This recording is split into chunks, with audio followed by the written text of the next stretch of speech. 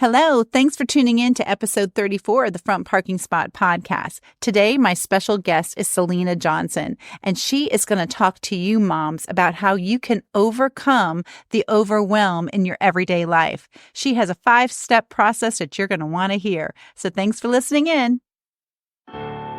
Hello, moms. Welcome to the Front Parking Spot podcast. I am so glad you're here. I'm Jennifer Bosma, wife, mom, grandma, former teacher for 23 years, and now a Christian children's book author and your podcast host. Are you a faith-based mom trying to live out a Christian life for your family? Do you want to learn more ways that you can have power over your child's spiritual growth? Inside this podcast, you will find tried and true ideas to grow in your faith and be the best wife and mom you can be. So listen in as you're cleaning up, doing the drive, or matching that sock. And be encouraged to know that God has his front parking spot set aside for you. Hello, and welcome to the Front Parking Spot podcast. I have such a great guest today. Her name is Salina Johnson. And mamas, you want to tune into her. She is a mindset and movement mentor. And this is great. She helps busy women overcome the overwhelm. And I know all you out there can feel overwhelmed right now, overwhelmed sometime in your week, or overwhelmed every day, every moment of the day. And she is going to be talking to us about intentionally pausing and being productive and feeling joy. Welcome, Salina. Tell us more about yourself and welcome to the Front Parking Spot podcast.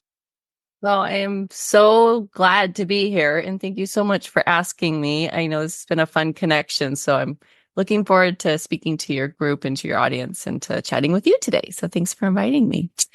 I am Salina Johnson. I love Jesus. It's probably where we should always start, right? So I love Jesus. I would be nothing without him. And I am a wife. Actually, my husband and I are celebrating 25 years this summer, which is crazy. It does really fly when you're having fun. And I am a mom. I have an 11-year-old and 13-year-old. I'm a boy mom through and through, and we have a lot of testosterone in this house. So I'm always just trying to keep up. I think when you and I talked last, Jennifer, like we have a teenager, so that's a whole new energy entering the house, and we're figuring all that out, but it's wonderful and I love it so much.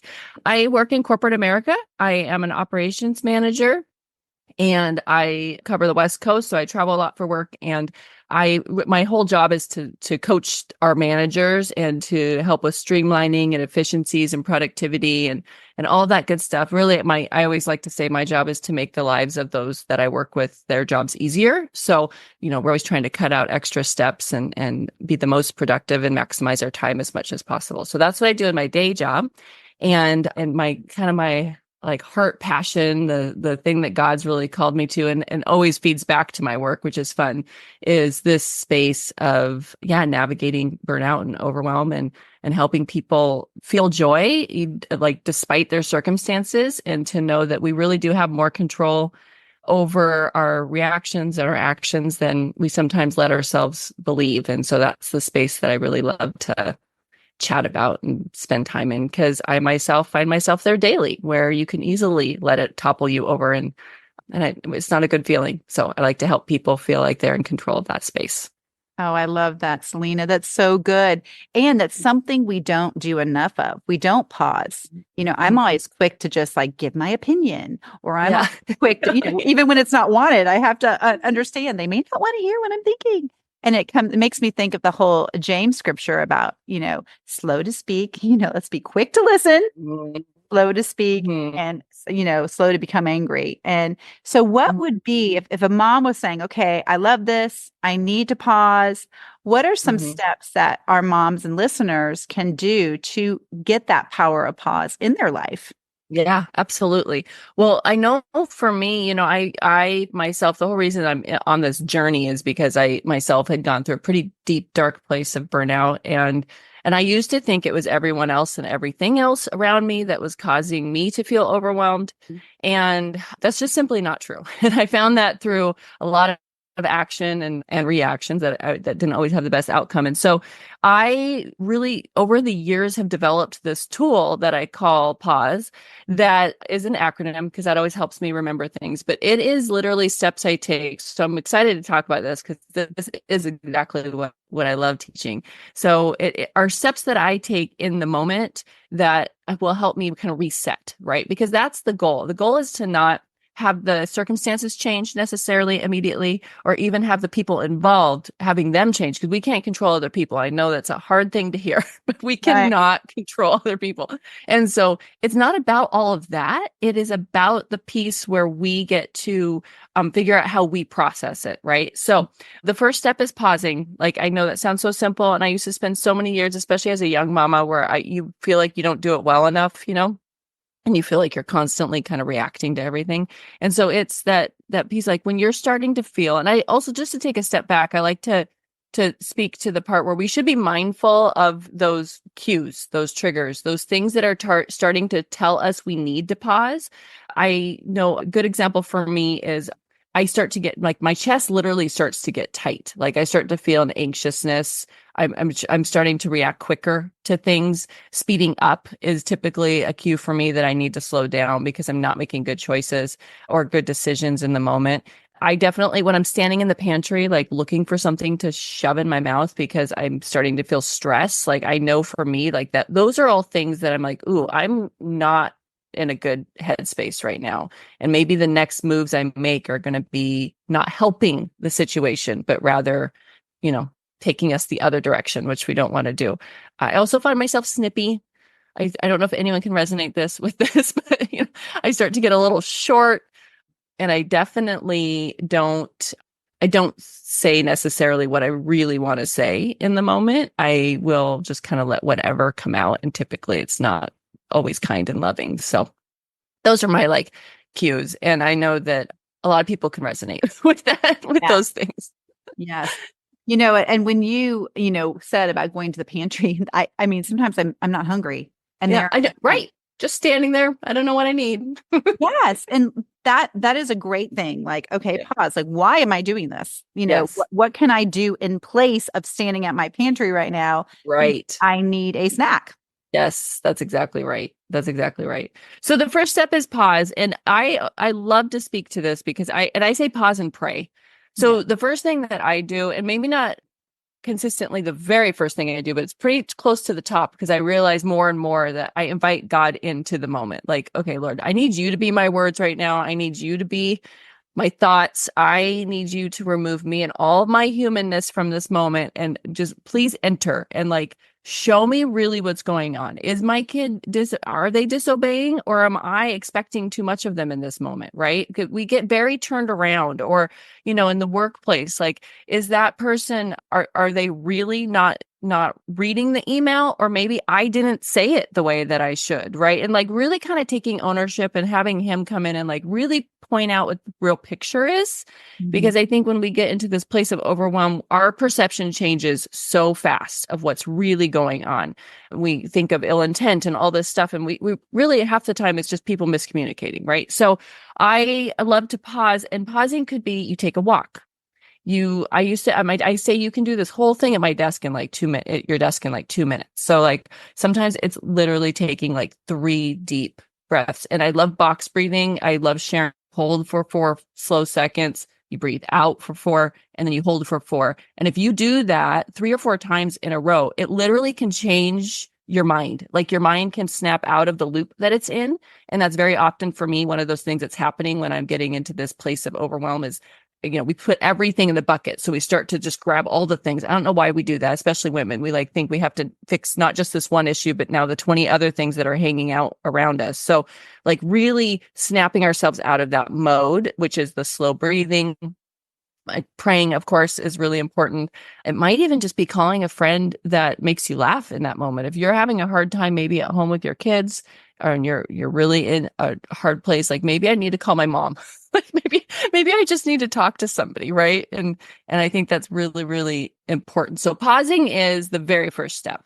And then the next one is A, which is agency, which is controlling what you can control. It's taking ownership of your your side of the street, your piece of the puzzle, right? So controlling what you can control is really important. Now, I like to think of it like these big circles. So there's like one circle, which is the things that you directly can control. You have control over your reaction. Whether you like to believe it or not, in that state of crazy overwhelm, you have control over your words. You have control over the pause. You have control over the next step. Like, you have so much that you can do. You can walk away. Like, I know it's hard because you have so much you want to say, but sometimes walking away is exactly what you need to do. So controlling what you can control. And then there's the influence sphere, which is like, you have control over how you choose to influence, right? So you have control over, the encouraging words you say to somebody, or, how you're showing up at the workplace, or how you're showing up in front of your kids, or, those spaces where you're not going to tell them to love Jesus, but you can show them what loving Jesus looks like, right? So those are the spaces of influence that you have. And then there's the piece, you guys, the hardest part, the whole thing, which is the part you can't control. You cannot control someone else's response or their choice and how they're behaving. Even our kids, sometimes we can't control it, right? So we have to remember that there's going to be a piece of the puzzle that God has to work in them. And my mom always says God's never working on just one person in any given moment. So just remember that, like, whatever you think they should be doing, God might have them on a different path, and you need to let him work through that. So that's A for agency. You want me to keep on rolling, Jennifer? Yes, keep rolling. Okay. I'm writing these down. I love Okay, acronyms good. like this, because then I can remember, okay, P is that, pause, and then Pause. agency. What do I have control over? And then the next one, which might be my favorite, is U for understand what's next. So I think, again, we have this big bucket. We put everything in. When someone's in a state of overwhelm, it is so easy to start just adding, we say make the list, and I'm going to talk about that. But also, we start to just add everything to the list. We have the thing 2 months from now that we need to get ready for, or the laundry gets added to the list in our crazy state of overwhelm, or whatever. Everything gets added to the list. And so this understand what next is a brain dump exercise that I love to do. And I actually have a freebie for your listeners, so we can talk about that at the end. But it's a brain dump exercise where you can go through, and you're going to take everything that is stirring around up here, and I mean everything, and you're going to get it out onto paper, because the first step that you need to do is figure out what is actually for you to do right now, not all of it. And that's what happens, is we feel overwhelmed with all of it in that moment. And it's not that deep, as they say. So we can go, and we're going to go through, and I like to do, delegate, and drop. So do is what is really for me to do in this moment. And I'm going to say, when you're in your deepest state of overwhelm and you're feeling all the things, laundry is not the thing for you to do. Right. It can live. It can live. But your kid may be needing some emotional support in that moment. Stop and do that. That's the thing that's the most important thing for you to do in that moment, right? And so, and I'm talking a lot to the mamas at home, but I mean, in the workplace, what is it? There's a project that's due. Like, that is due to my manager tomorrow. I have to do that. Like, I have no choice. That's the thing I need to do. Me worrying about the project 2 weeks from now that I need to start thinking about, your brain cannot do all of it at one time. So really, what is it? What is priority, right? And then drop. That's exactly what it sounds like. What keeps making it to your list and is not that important for you to do. It's a wish, it's a dream someday. It'd be great, and it'd make you feel real good about yourself, but it's not necessarily going to move the needle on life. Like, you can drop it right now, and you can let it be. And the drop doesn't mean forever. You could just set it aside until summer when it's better timing. There's, a program I wanted to do, and I was thinking through it. I kept feeling overwhelmed that I needed to do it. And then I was like, oh, I should do it in July when my kids aren't also needing lunches and to go to school. Like, that's what I should, right? So, what is can you drop for now and maybe set aside? Or maybe I've had things that live on my list every week, and I'm like, why is this? I never do this, and I don't need to do it without it. And I literally just cross off. I'm like, we don't need this in our lives, and it's okay. And then delegate is like kind of my favorite, because it used to be really hard for me. So I'm here to say it's possible, everyone. I believe that you can really empower people around you through delegation. And it's not you pawning off your work. It's the people around you also want to help. And if you're living in a state of overwhelming thinking you're doing it all on your own, or no one's here to help you, because that happens to us a lot, right? Like no one's helping out, or no one understands how I'm feeling. And I'm just going to speak to the mama that wears busy as a badge of honor. That's not getting you anywhere. You can let go of things and let your people help you. But delegation to me is like a good example is like Instant Cart. Like, do you have to go to the grocery store every week? Maybe you come up with a system where on Saturday mornings in your jammies, you do all your grocery shopping and you have it delivered on Sundays and you put it away and you're ready for the week. Maybe that's a form of delegation where you've been making yourself go to the grocery store. Maybe you love to go to the grocery store, so that I'm not talking to you, but there might be someone. Right. I love that. I love that delegate part too, because your kids will help. Sometimes you think, well, if I don't do it my way, let it go. Let them do it their way. You don't have to control exactly how it's done, because it's going to make you so much happier. Oh my If gosh. you delegate that job, then they feel important. You're enabling them to help out and they feel great. So true. So, and if our goal is for them to be like participating members of society as adults, like if they're going to live in a dorm with a bunch of other boys, I'd like mine to know how to do laundry. Like, that's a great plan, right? And so, I think that we tend to hold it, and you're absolutely right. That's what I did for so long, was like, it's just easier to do it myself. It takes too much time to explain it, all that. And I have found, especially in the workplace, that people really want to know more, do more, and they want to have the skills too. They don't want to just be told what to do or have someone do it for them. They want to be a part of the process. And I know I do. So I don't know why I would assume others wouldn't want around me to be able to know how to do these things. So yeah, delegation is really important. And so the next one is S, which is maybe the most critical, which is set expectations.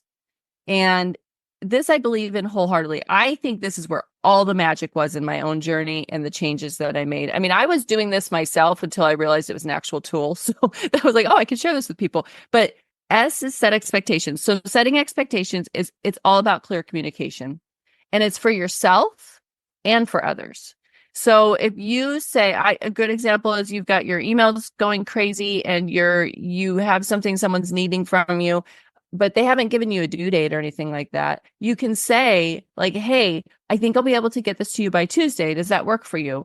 And they're like, yeah, that's great. I mean, I will tell you 9 times out of 10, that's the response I get. Whereas before I was like, I got to do this now. Like, you start to feel this anxiety. You have to do it now. Or with your kids, like telling them in advance what's up here, what's going on, pointing. We're on a podcast, so they can't see me, but like telling them in advance what's going through your mind, and being clear with yourself, like, hey, we're going to do, maybe it is laundry that you guys are going to, maybe make it a family thing. We're going to do this, kind of a silly example, but I'm going to use it. But make it a family thing and just say to them, hey, we're going to play this morning, but then this afternoon at 2:00, we are going to do laundry together. We're going to have fun, and like making that an actual plan. And I think a lot of what we do, we kind of live in our own heads and we think we know what we're doing. And that's when we get the most frustrated with our loved ones, with the people we work with, because they're not understanding what's going on. I had this whole plan, and they're like, well, that's awesome. You could tell us, and then we could be on board. Right. Yeah. So I think setting expectations is really important. Timeline, but also just like clarity. I know I thrive in structure and clarity and knowing like what the plan is. And so, yeah, definitely making sure that we're being clear in our communication is really, really important. And then E is like the one I love the most. So E is energy. So, and no, not like woo-woo energy, but like when you come into a moment of pause, we're coming into it because we're like all, stirred, everything's stirred up, and we're feeling anxious, and we're probably snippy, and we're probably not talking the way we want to talk, and we're probably in a really kind of icky place, maybe even in a ball under your desk or in your kitchen, like sometimes we're very like, it's overwhelming. And so E is for energy, which is like, as you're exiting this moment, you should have a different energy. You should feel different coming out of it. And you should come at it with like joy and remembering gratitude and exactly like that this is just a moment. I love to remind myself it's temporary. That we're going to be okay. We're going to get through this. It's going to be okay. So coming at it with a new energy. And the thing is that if that's not happening, if you're still feeling anxious, angry, frustrated, whatever, I always say, go back to the beginning and do it again. And you can do this in 1 minute, 2 minutes. This is not, I'm talking a lot to it, but you can you can pause, remember what you have control of, grab a couple priority items, set clear expectations, and then come back out of it. And that's going to be what moves the needle. And if you're not feeling that, you can go right back to the beginning and just kind of like, okay, where did we go wrong? Right? Like just reminding myself again. I don't know about you, but I have to often have like scripture handy and things just to continue to remind me of God's word and the truth, which is that I am not this moment. I am not defined by this moment of overwhelm. I am defined that I'm a daughter of the King, and that's has nothing to do with me needing to do laundry. So that's the energy I like to come out of it with, and hopefully for people to see around me to see more of Jesus and less of me feeling anxiety and stress. Oh, I love this. This speaks to our entire audience, the power of pause. Good. And I will do this. I will be like, okay, P, and then A. It just gives you something to like think about all the way going down. Oh my goodness, this has been so amazing, Salina, because I know we're meeting moms right where they need it right now. Right? Perfect. Good. Yes. How can they find you? How can they? Oh my gosh. Well, I hang out on Instagram a ton. That's where I think you and I found each other. So you can find me at mrs.salina.johnson, mrs.salina.johnson. And the other way that you can find me and where that freebie is, so we'll talk to that real quick, is I'm at salinajohnsonspeaks.com. And if you go there and you go to, I think it even says freebies. If you go there, you'll find a whole Power of Pause description and then takes you into a little ebook that has how to do a brain dump and walk them through that. So it's got a little bit more about the power of pause and then walks you through an exercise to help you do that. And a lot of people have had that handy and printed it out until it became really, really routine for them. That works really well. So I would recommend going and grabbing that. I love that. And what we'll do is I'll have all that in my show notes too. So if you're driving, can't write it down, forget, it'll be in the show notes. Just scroll down and we'll have all that information there. Oh my goodness. Absolutely. It has been such a blessing talking with Salina. So glad. And I'm so glad I had you on mine. I have Spinning Plates podcast. We haven't really talked about that, but yes, go check out Spinning Plates podcast. And also you can find that at the website. And I had you on mine and that's going to be airing here pretty soon. So yeah, it's been really fun to get to connect with you. And I love this long form space where we can talk about all these meaty things that help us, move forward in life and get us unstuck. So thank you for having me.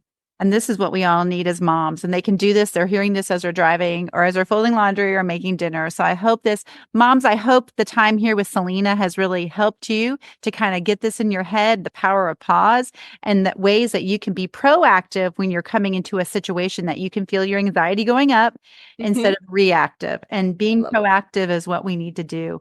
Thank you again, Salina, for being here with today on the Front Parking Spot podcast. It's been awesome. Thank you so much. We'll be reaching out soon. And thanks, moms, for listening in. Have a great day.